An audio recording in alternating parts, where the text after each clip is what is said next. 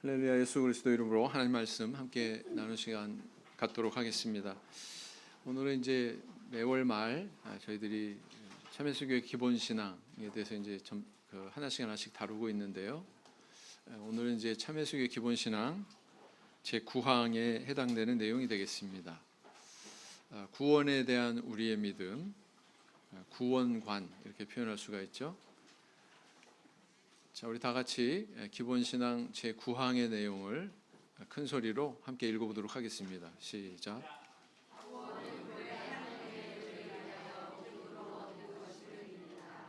그리고 성령을 힘입어 성결을 이루도록 추구하고 하나님을 경외하며 사람을 사랑하는 성경 교훈의 실천에 힘쓴다. 성경은 이렇게 하나님께서 계신 초월적인 세계를 일컬어서 위 이렇게 표현합니다. 또는 하늘 또 이렇게 표현하기도 하고요. 반면에 인간이 거하는 이 현실 세계를 일컬어서 아래 이렇게 표현합니다. 또는 땅 이렇게 표현하고요. 성경은 인간이 구원받는 것이 어떻게 기원이 됐느냐, 아래에서 위로가 아니라 위에서부터 아래로 이렇게 방향성에 대해서 언급을 하고 있습니다. 이 방향성은 기독교라고 하는 이 종교가 여느 다른 종교와 뚜렷하게 구분이 되는 아주 두드러진 그런 특징을 내비치기도 합니다. 왜 그러느냐? 기독교를 일컬어서 타력 종교 이렇게 이야기하는 반면 다른 여느 종교는 자력 종교 이렇게 이야기하거든요. 무슨 뜻입니까?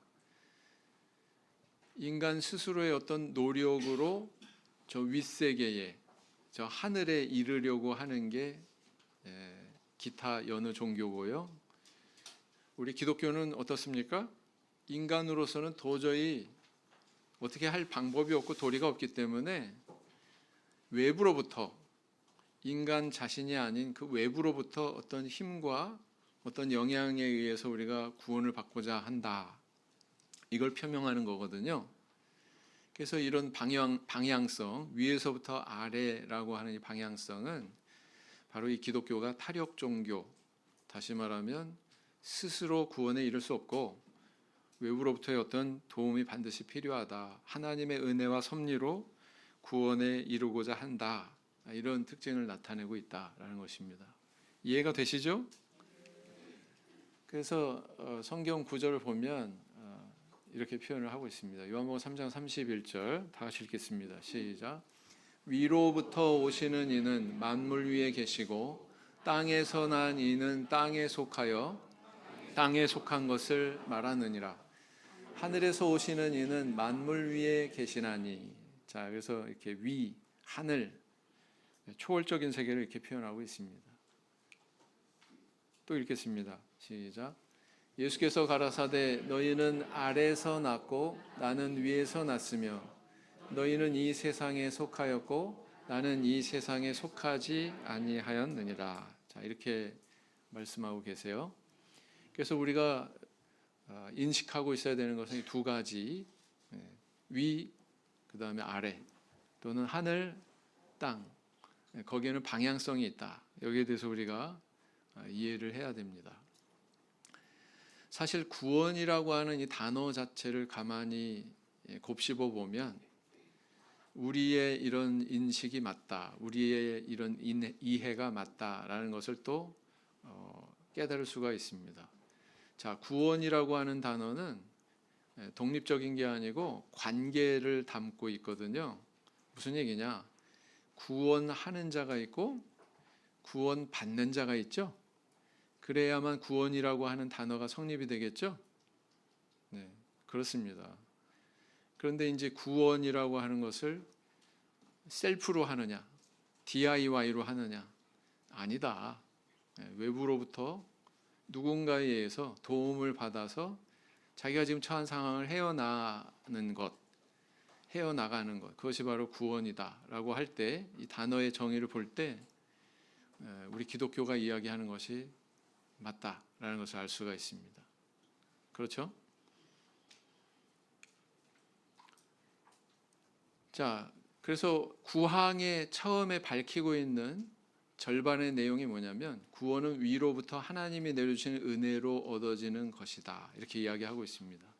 나머지 절반은 나중에 이야기하고요. 먼저 이 부분에 대해서 짚어보도록 하겠습니다. 자, 오늘날 우리가 살아가고 있는 이 현실 세계는 어떻습니까? 불신자건 아니면 하나님 믿는 성도이건 눈앞에 발견되는 그런 암울한 현실이 있죠. 그 현실이란 바로 고통으로 가득 차 있는 것입니다. 질병이나 장애나 소외나 가난이나 폭력이나 전쟁이나 기아나 너무나도 많죠. 인간이 겪을 수 있는 여러 유형의 여러 형태의 그런 고통이 있는데 굉장히 다양하다. 내가 이런 것들 중에서 몇 가지만 벗어난다고 해도 참 복된 거죠. 그래서 인간의 이런 일생이라고 하는 것은 이런 다양한 형태의 아픔을 경험하다가 결국은 마지막 종착지 죽음에 이르는 거죠. 여기에서 벗어날 수 있는 사람은 한 사람도 없습니다. 이것이 인간이 면대하고 있는 암울한 현실입니다. 어느 누구도 여기에서 자유로울 수 없어요. 그런데 모순된 것이 뭐냐면은 그런 현실을 경험하는 인간 안에 우리 마음속에 그리고 우리 머릿속에 어떤 것이 있냐면은 지금 이 평안한 상태를 잠깐이지만 잠깐 경험하게 되는 그 평안한 상태를 영원히 지속하고 싶어요. 영원한 것을 갈구해요. 그러고 싶은 욕망이 있어요, 없어요? 누구나 다 있다. 영원히 생존하고 싶고 영원히 누리고 싶고 그런 욕구는 다 우리 안에 있습니다. 그런데 우리 현실은 정작 그렇지 못하다. 이런 상황을 모순이라고 저는 지금 표현하고 있습니다. 자, 인간은 과연 어떻게 해야 이 모순된 현실에서 벗어날 수 있을까요? 그것을 벗어난다는 것은 구원에 이른다는 뜻이고, 구원에 이르려면 우리는 어떻게 해야 된다는 뜻일까요? 우리가 이 세상에 경험하는 모든 어떤 눈앞에 펼쳐지는 현상에는 원인이라는 것이 있습니다. 그래서 모든 것을 인과론으로 원인과 결과로 설명할 수는 없지만 대부분의 현상은 원인이 있다. 눈앞에 나타나는 결과는 바로 그 원인에 의해서 드러나는 것뿐이다 라는 것입니다. 그런데 인간이 이렇게 죽음에 이르게 되는 것에 대해서 이런 저주 아래 놓이게 된 원인에 대해서 성경은 한결같이 이야기하고 있습니다. 그것은 바로 뭐 때문이다? 죄 때문이다. 인간의 죄 때문이다. 이렇게 증거하고 있다는 사실입니다.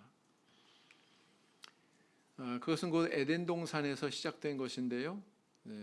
인류의 시조 아담이 선악과를 따먹은 것으로 인해서 하나님과의 신뢰 관계가 무너져 버렸고 커다란 간극이 생겼다. 이게 지금 성경에서 이야기하고 있는 것이죠. 이 죄에서 벗어난다는 것은 반대로 얘기하면 의로움을 이룬다는 뜻인데, 하나님은 일찍이 인간이 이렇게 스스로의 노력으로 자력으로 이런 의로움에 이룰 수 있는지를 시험하셨어요. 우리 하나님께서 어떻게 하셨느냐? 하나님께서 이스라엘 민족을 특별히 구분해서 선택하시고 모세라고 하는 당신의 종을 통해서 그 백성들에게 율법을 내려주셨습니다. 그래서 그 율법을 내려주시면서 이것을 지켜라 이렇게 명령하시죠. 과연 인간 스스로의 노력으로 그 율법을 온전히 다 지켜서 의로움에 이를 수 있는가? 다시 말하면 죄의 굴레, 사망의 굴레에서 벗어날 수 있는가? 여기에 대해서 시험하셨다는 거예요. 수천 년 동안. 자, 그래서 이렇게 율법이 전달될 때에 이스라엘 백성들은 그 시내산에서 받아드는 그 순간에 뭐라고 얘기했습니까? 우리가 다 행하리이다. 우리가 다 행하리이다. 그러니까 하나님께서 요구하신 거 1부터 100까지 있으면 다는 뭐예요? 1에서 50까지만이 아니고 뭐예요? 1에서 100까지 우리가 다 하겠다 이런 뜻 아니겠습니까? 자, 그런데 결론이 어떻게 나왔어요? 역사 속에서 이스라엘 백성들의 역사 속에서 결론은 어떻게 나왔습니까? 여러분, 하나님께서 인간에게 내려주신 계명, 일성이 뭔 줄 아세요? 가장 첫 번째로 주어진 게 뭔 줄 아세요? 너는 나 외에 다른 신이 있게 하지 말지니라. 근데 그거 하나조차도 지켰어요? 안 지켰어요? 1부터 100까지 다 지키기는커녕 하나님께서 가장 먼저 주신 일성, 나 외에 다른 신도 있게 하지 말지니라, 이것에 대해서 지키지 못했습니다. 맞죠? 그도 그럴 것이 이 가나안 땅에 이제 정착해가지고 이 민족이 점점점 왕성하게 됐는데, 시간이 지나면서 가나안 땅의 우상들을 섬기기 시작했습니다. 솔로몬 왕같이 그렇게 지혜롭고 하나님께 순수하게 신앙을 시작했던 사람조차도 우상 숭배에 빠졌습니다. 그 결과 어떻게 됐나요? 북왕국, 남왕국, 대한민국만 우리 조선만, 북한, 남한 갈라진 게 아니고 이스라엘도 뭐예요? 북왕국, 북이스라엘 이렇게 일컫죠. 남왕국, 남유다, 유다 지파가 중심이 됐기 때문에 남유다 이렇게 둘로 갈라져서 서로 어떤 길을 갔습니까? 한쪽은 하나님 잘 믿고 다른 한쪽은 우상 숭배에 빠져 있고, 그게 아니고 하나같이 우상 숭배의 길을 갔습니다. 그래서 북왕국도 비틀비틀거리다가 결국은 아수르에 무너졌고요. 남왕국 바벨론에 무너져가지고 또 포로로 끌려가고요. 이게 결론이었단 말이에요. 그래서 출애굽기 광야 시대 때 시작된 그 실험이 분열 왕국 시대의 말미에 가서 이렇게 결론이 난 거예요. 자, 지구상에서 가장 뛰어난 민족이 유대인이라고 그러죠. 이스라엘 사람이라고 그러죠. 그 뛰어난 민족이 결과가 이렇다면 다른 민족은 볼 것도 없다. 인간 스스로의 노력으로, 자력으로 구원에 이룰 수 있다 없다? 이룰 수 없다는 것이 역사 속에서 이렇게 증거가 된 거예요. 이 하나님께서는 이런 이스라엘 백성들의 신앙에 대해서 어떻게 비유를 하고 계시냐면, 본 남편을 배반하고 다른 남자에게 간 음란한 여인과 같다 이렇게 비유하지 않습니까? 이건 우리가 생각할 수 없는 일이잖아요. 그런데 이스라엘 백성들이 그런 길을 갔다 이렇게 얘기하고 있는 것입니다. 하나님은 그 사이에 손 놓고 계셨습니까? 아니요. 많은 선지자들을 보내셔서, 어느 시대보다도 많은 선지자들을 보낸 게 분열 왕국 시대거든요. 가장 우상 숭배에 빠져 있었던 그 시대에 하나님께서는 가장 부지런히 많은 일꾼들을 보내셨거든요. 그래서 이렇게 징계와 멸망에 대해서 경고하셨지만 백성들은 돌이켰어요? 안 돌이켰어요? 돌이키지 않았습니다. 그래서 이것이 바로 인간에게 맡겼을 때 도달하게 되는 결론이구나 라는 것을 분명히 역사 속에서 보여주고 있다라는 것입니다. 예루살렘 성이 불타고 있잖아요. 많은 사람이 바벨론에 포로로 끌려가지 않습니까?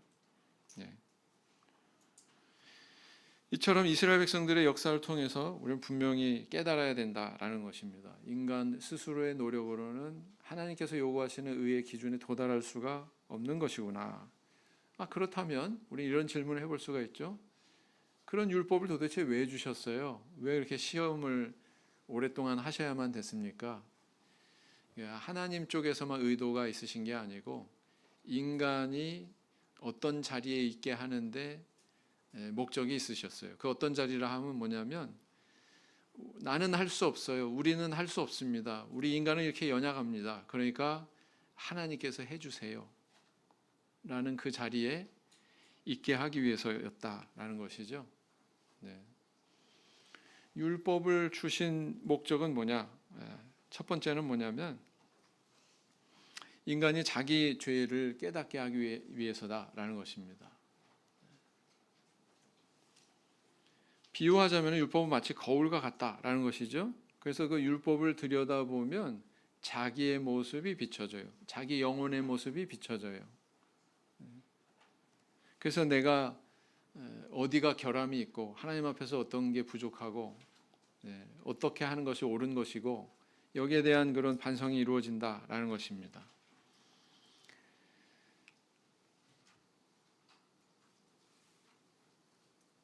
그런 자신을 돌아보고 있게 되면은 어떤 결론에 도달하게 되냐면은 나는 어쩔 수 없는 죄인이구나. 하나님 앞에 멸망받을 수밖에 없는 그런 존재구나라는 결론에 이르게 된다는 거예요. 하나님은 이것을 겨냥해서 율법을 주셨다는 것입니다. 우리가 다른 것으로 비유하자면 율법은 마치 MRI 장비와 같다 이렇게 볼 수가 있습니다. 여러분들 MRI라고 하는 의료 장비는 어떤 기능을 해요? 몸을 촘촘하게 단층 촬영을 합니다. 그죠? 마치 이렇게 칼로 잘라낸 것처럼 인간의 어떤 그런 신체를 단층 촬영을 해서 아주 그 속속들이 몇 미리 간격으로 이렇게 촬영을 하다 보니까 어디에 염증이 있고 종양이 있고 어디에 어떤 기관이 크기가 얼마나 하고 이런 거 다 알 수가 있는 거죠. 그래서 이것을 보면 내가 얼마나 심각한 병에 걸려 있는지 그것이 나에게 어떤 영향을 미칠지 여기에 대해서 이제 진단이 되는 거예요. 자, 그러나 이 MRI라고 하는 장비는 암세포를 죽일 수 있어요? 또 이 암에 걸린 그 질병을 치료할 수 있습니까? 치료하는 기능은 없어요. 다만 여기에 병이 있다, 병환이 있다라는 것만 가르쳐주고 그걸로 끝이에요. 그것을 직접적으로 고쳐주는 기능은 없습니다. 마치 이처럼 율법은 MRI 장비와 같다. 당신은 병에 걸렸는데 그 병은 사망에 이르는 죽을 병입니다. 이것만 기능하고 거기서 끝난다라는 것입니다. 이해가 되시죠? 그래서 로마서 3장 20절 말씀을 읽어보시겠습니다. 20절. 그러므로 율법의 행위로 그의 앞에 의롭다 하심을 얻을 육체가 없나니 율법으로는 죄를 깨달음이니라 그랬어요. 로마서 7장 13절. 그런즉 선한 것이 내게 사망이 되었느뇨? 그럴 수 없느니라. 오직 죄가 죄로 드러나기 위하여 선한 그것으로 말미암아 나를 죽게 만들었으니 이는 계명으로 말미암아 죄로 심히 죄되게 하려 함이니라 그랬단 말이죠. 또 한 구절 로마 3장 19절 시작. 우리가 알거니와 무릇 율법이 말하는 바는 율법 아래 있는 자들에게 말하는 것이니 이는 모든 입을 막고 온 세상으로 하나님의 심판 아래 있게 하려 함이니라. 그래서 유대인이나 이방인이나 헬라인이나 다 하나님의 심판 아래 있다. 불신자나 하나님을 믿는 자나 다 사망의 저주 아래 있다. 이게 현실이잖아요. 그래서 인간이 이 율법을 하나님께서 의도하신 대로 바로 받고 그것을 이해한다면 어떤 태도를 나타내는 것이 마땅하다? 이제 나는 할 수 없어요. 하나님께서는 인간이 그것을 할 수 없다는 것을 아시기 때문에 다음 단계로 구원의 계획을 진행을 하셨습니다. 그래서 이 땅에 육신으로 오셨죠? 그분이 바로 예수 그리스도시고 육신으로 오셨을 뿐만 아니라 또 뭐 하셨어요? 십자가 위에서 제물이 되어 주셨습니다. 근데 죽음으로 그렇게 끝난 것이 아니라 죽음으로부터 사흘 만에 부활하셨죠? 또 부활로 끝난 것이 아니라 뭐예요? 승천하셔서 하나님 우편에 이르셨습니다. 그로 인해서 오늘날 우리에게 뭘 또 부어주셨어요? 성령을 부어주시고 있습니다. 로마서 3장 16절 유명한 구절이죠. 16절 읽어보겠습니다. 시작. 하나님이 세상을 이처럼 사랑하사 독생자를 주셨으니 이는 저를 믿는 자마다 멸망치 않고 영생을 얻게 하려 하심이니라. 이처럼 사랑하사 어떻게 사랑한다고요? 십자가에 매달아 제물이 되게 하실 만큼 그렇게 사랑하셔서 우리를 구원하고자 하셨다라는 것을 보여주고 있습니다. 그래서 이 예수님께서 이렇게 내려오시고 이런 구원을 이루신 것은 분명히 무엇을 우리에게 가르쳐주고 있어요? 인간 스스로는 도달할 수 있다 없다? 절대로 도달할 수가 없다. 만약에 도달하는 것이 가능하다면 굳이 인간의 몸으로 이 땅에 내려오실 필요가 있어요 없어요? 이 땅에 내려오실 필요가 없어요. 이게 불가능하기 때문에 하나님께서 이 땅에 육신으로 내려오셨고 내려오셔서 이루신 것들이 있습니다. 방금 말씀드린 대로 십자가에서 제물이 되어 주셨고 저 십자가의 은혜로 우리에게 주어진 두 가지가 있습니다. 첫째는 뭐예요? 물세례. 두 번째는 뭡니까? 성령 세례. 근데 이 두 가지에도 방향성이 있습니다. 물세례는 위에서 아래로, 아래서 위로. 물세례 사람이 받는 거잖아요.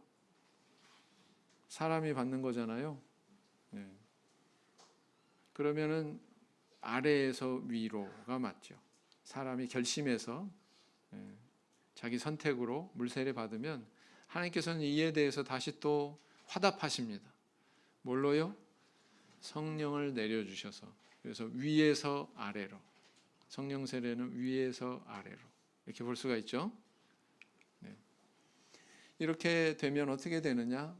그런 사람은 바로 하나님의 자녀의 신분을 가지게 되고 하나님의 자녀의 신분을 가진 자는 옛날 에덴 동산에서 하나님과 아담이 다시 소통하고 교제했던 것 같이 그런 관계가 다시 회복이 된다라는 것입니다.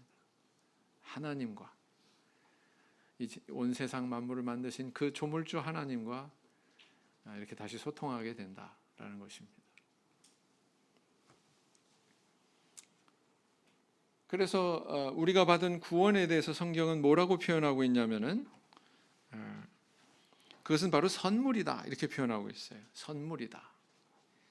우리가 뭔가를 막 열심히 해서 땀 흘리고 노력해가지고 야 너 정말 그렇게 땀 흘리고 노력했으니까 내가 너에게 거기에 상응하는 것을 줄게. 그리고 만약에 준다면 그걸 뭐라고 그래요? 노임이라고 그래. 임금이라고 그래. 그렇지만 그렇게 주어진 것이 아니고 뭐예요? 하나님께서 거저 주셨다. 그래서 이것을 일컬어서 우리는 선물이다 이렇게 이야기합니다. 인간이 개입한 요소가 있어요? 없어요. 로마서 3장 24절 읽으시겠습니다. 그리스도 예수 안에 있는 구속으로 말미암아 하나님의 은혜로 값없이 의롭다 하심을 얻은 자 되었느니라. 또 다른 구절 에베소서 2장 8절 시작. 너희가 그 은혜를 인하여 믿음으로 말미암아 구원을 얻었나니 이것이 너희에게서 난 것이 아니요 하나님의 선물이라 그랬습니다. 요 앞에 까만색으로 되어 있는 요 구절 요 부분이 친숙하시죠? 사실은 우리 구원관에 관한 우리 기본 신앙 구항의 기본 골격은 에베소서 2장 8절을 바탕으로 삼고 있습니다. 그렇죠? 그래서 요 앞에 너희가 그 은혜를 인하여 지금 저희가 이 부분을 다루는 거예요. 우리의 구원을 선물이다 이렇게 이야기하고 있습니다. 자, 그런데 방금 읽으신 에베소서 2장 8절에 뒤이어서 나오는 것은 뭐예요? 뒤이어서 금방 읽으셨잖아요. 다시 한번 보시면 그 은혜를 인하여 뭐가 붙었어요? 믿음으로 말미암아 이렇게 붙었습니다. 그래서 우리의 구원은 하나님의 은혜로만 이루어지는 것이 아니다. 우리의 구원은 그 하나님의 구원의 약속에 대한 믿음으로 얻어지는 것입니다. 자, 은혜라고 하는 것의 주체는 누구예요? 누가 은혜를 주세요? 하나님이 주세요. 그러니까 주체가 하나님이세요. 자, 믿음이라고 하는 것은 주체가 누구예요? 하나님이에요, 인간이에요? 인간이. 그렇죠? 누가 믿는 겁니까? 내가 믿는 거예요. 인간이 믿는 거예요. 그래서 우리가 이렇게 구원받는 것은 하나님의 은혜로만 되는 것이 아니라 우리의 믿음으로 구체적으로 성취가 되는 거다라는 겁니다. 그 상황을 비유하자면 이렇습니다. 하나님께서는 지상에 태양을 일정하게 이렇게 내려 쬐 주시지만 땅 위에는 그 태양빛을 다 받고 있지 않아요. 구름이 가려진 부분이 있어요, 없어요? 있어요. 구름이 없이 다 오픈되어 있는 그런 지역도 있지만 구름이 있는 지역은 그 햇빛을 받지 못합니다. 또 어떤 사람은 태양이 내리쬐면 그 태양빛을 받겠다고 바깥으로 나가는 사람이 있지만 또 다른 사람은 그 태양빛을 피해서 음지로 들어가는 사람도 있습니다. 여러분 재밌는 게 있는데요. 유럽 사람들은요, 특히 저 북유럽 사람들은요, 이게 맑은 날에는요 우통을 벗고서요 바깥에 나간대요. 선탠 하려고. 한국 사람은 어때요? 한국 사람은 어때요? 예? 예, 가려요. 음지로 가야 되고 뭐 모자 쓰고 선글라스 끼고 그럼 뭐예요? 마스크도 엄청 커. 막 이렇게 가리는 거 있어요, 없어요? 그 반팔 입고 나갔으면 그냥 나가지 왜 거기다 또 뭘 씌워 이러고. 예? 팔토시 있어요, 없어요?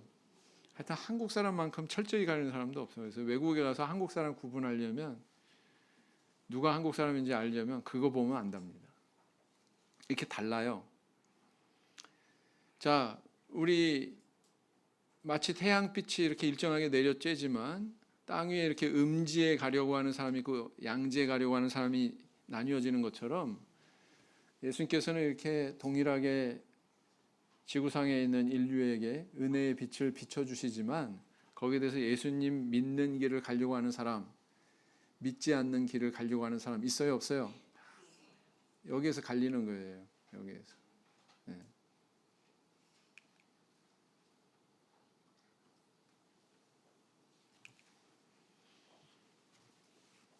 로마서 1장 17절 말씀 읽어보시겠습니다. 시작. 복음에는 하나님의 의가 나타나서 믿음으로 믿음에 이르게 하나니 기록된 바 오직 의인은 믿음으로 말미암아 살리라 함과 같으니라. 로마서 3장 27절 읽겠습니다. 그런즉 자랑할 때가 어디뇨? 있을 수가 없느니라. 무슨 법으로냐? 행위로냐? 아니라 오직 믿음의 법으로니라. 이렇게 이야기하고 있습니다. 여기서 오해하지 않아야 될 것은 믿음이라고 하는 개념을 오해하지 않아야 되는 거예요. 여기서 믿음이라고 하는 개념은 막 열심히 봉사하고 충성을 다해서 뭔가를 하고 막 그것도 물론 믿음이지만 성경 안에서 이야기하는 믿음은 그거보다도 훨씬 더 포괄적인 개념입니다. 그리고 다른 단어와 관계가 있어요. 방금 말씀드린 대로 믿음의 주체가 누구라고 그랬어요? 사람, 우리라고 그랬어요. 그러면 믿음은 뭘 믿는다는 거예요? 하나님의 언약을 믿는 거예요. 우리를 구원하시겠다고 하는 그 하나님의 언약을 믿는 주체는 사람입니다. 그 믿음이 있어야 된다는 거예요, 사람에게는. 이해가 되시죠? 그래서 이때의 믿음은 언약과 굉장히 밀접한 관계에 있는 단어입니다. 언약이 존재하니까 믿음이 존재합니다. 언약이 존재하지 않는다면 믿음이 존재할 이유가 없습니다. 하나님의 언약에 대한 인간의 반응, 이걸로 한정이 되는 거예요. 이해가 되시죠? 막 봉사하고 충성하고 막 그게 아니고 성경이 이야기하는 믿음은 철저하게 언약이라고 하는 하나님의 언약이라고 하는 그것에 결부되어 있는 개념입니다. 아시겠죠? 이거 굉장히 중요합니다.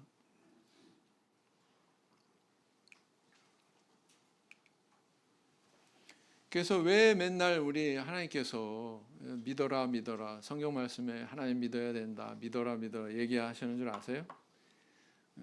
왜냐하면 문제가 어디에서 출발됐냐면 불신에서 시작이 됐기 때문에. 하나님 불신했죠. 아담이. 거꾸로 얘기하면은 누구를 더 신뢰한 거예요?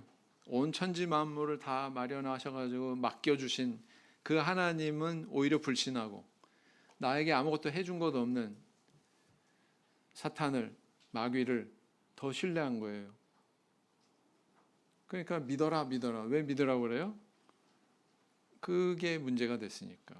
신뢰하느냐, 불신하느냐, 이게 문제가 됐으니까. 그 다음, 왜 죄사함 받아라, 왜 세례 받아라, 왜 얘기해요?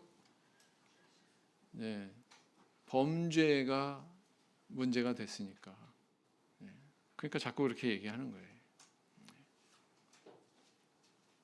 자, 그래서 하나님이 가지고 계신 그런 의지가 뭐라고요? 절대 의지. 이건 누구도 간섭할 수가 없어요. 하나님께서 이렇게 한번 하시겠다고 결심하시면 그대로 하는 겁니다. 누가 방해할 수 있어요? 없어요? 방해할 수 없어요. 그것이 바로 하나님의 절대 의지입니다. 그런데 그 하나님의 형상과 모양대로 지어진 인간 안에도 하나님의 절대 의지만큼은 아니지만 닮은 어떤 고유의 의지의 영역이 있어요? 없어요? 누가 간섭 안 하고 내가 선택하는 거예요. 선택의 그런 권한이 인간 안에 다 있어요. 사람 안에 다 있습니다. 제가 냉동실에서 딱 열어서 냉동 젤리 딱 내놓으면 애들이 한참 고민을 해요. 애기들이. 왜요? 무슨 색깔로 먹을까? 먹어보면 다 그게 그건데. 근데 그 선택에 대해서는 본인들 의사지 내가 거기에 관여하지 않잖아요. 네. 똑같다. 인간은 창조될 때부터 그거를 가지고 난 거예요. 그걸 가지고 태어난 거예요. 그래서 그걸 부인할 수가 없어요. 그렇기 때문에 인간은 로봇이 아닙니다. 그렇기 때문에 인간이 존귀한 거예요. 하나님의 형상을 닮은 존재로 그런 자율성을 갖고 있으니까 그래서 존귀한 거예요, 인간이. 그러나 여기에는 양면성이 있습니다. 어떤 양면성? 그 자유의지를 동원해서 인간이 인간됨을 나타낼 수 있는 또 요소이기도 하지만 잘못 발현이 되면 이 자유의지는 하나님조차도 등 돌리고 배반할 수 있는 위험성이 있는 거예요. 그리고 실제 이 일이 일어났어요. 어디에서? 에덴 동산에서. 그렇잖아요. 그래서 이 하나님의 절대 의지와 자유 의지가 있다. 이 두 가지 요소가 있다. 이것이 반영이 되는 게 오늘 구항에 또 드러나고 있습니다. 하나님의 은혜를 인하여 하나님의 절대 의지에 의해서 우리를 구원하시겠다고 하는 그런 계획을 세우셨고 진행을 하셨습니다. 여기에는 인간이 범접할 수 있어요? 없어요? 없어요. 그런데 이것으로 끝나는 게 아니다. 인간이 가지고 있는 자유의지는 여기에 대해서 뭔가 관계를 맺게 되어 있다. 근데 여기에 긍정적으로 자유의지를 동원해서 그것을 수락하는 사람이 있는 반면 부정적으로 그걸 수락하지 않는 사람으로 나뉘어질 수 있다라는 것입니다. 그렇죠? 읽어보겠습니다. 요한복음 3장 18절 시작. 저를 믿는 자는 심판을 받지 아니하는 것이요 믿지 아니하는 자는 하나님의 독생자의 이름을 믿지 아니하므로 벌써 심판을 받은 것이니라 그랬어요. 36절 아들을 믿는 자는 영생이 있고 아들을 순종치 아니하는 자는 영생을 보지 못하고 도리어 하나님의 진노가 그 위에 머물러 있느니라. 성경 항상 이렇게 양립적으로 이야기하고 있죠. 믿는 자, 안 믿는 자, 신뢰하는 자, 불신하는 자, 이쪽은 이러하고 저쪽은 저러하다. 이런 식의 논조가 많지요? 많아요. 네. 여기에 배면에는 뭐가 가려져 있는 거예요? 너의 자유의지를 이렇게 바르게 발휘해라. 그것이 만약에 반대쪽으로 나아간다면 이렇게 된다. 그걸 지금 의미하고 있는 겁니다.